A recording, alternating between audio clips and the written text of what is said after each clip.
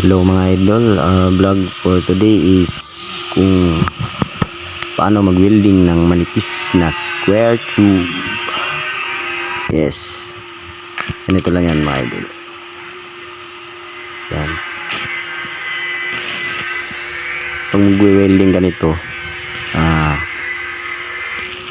unahin mo tirahin yung makapal, hilain mo dun sa manipis.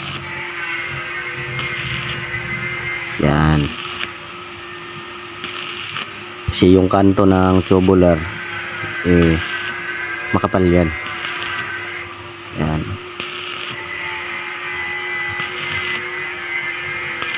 Konting hila lang dun sa nipis, okay na yan. Huwag mo nyo naman pong kalimutan mag like and subscribe mga idol sa aking YouTube channel. Yan.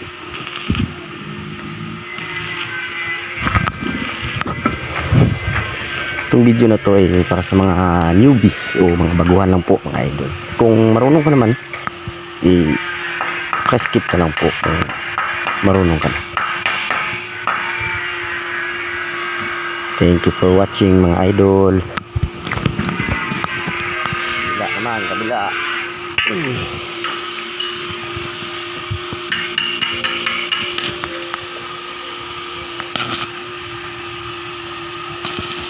Para po ito sa mga nagsisimula pa lang na mag-welding, mga newbies baga.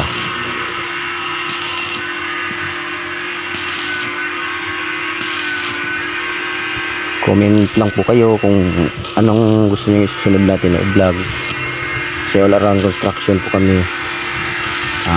Lahat po tinitira namin, basta parte ng construction lang. Ayan. Sensya na po kayo, medyo hindi kagandahan yan, kaya ako lang kasi yung nagbibideo habang ako tinitira ako na.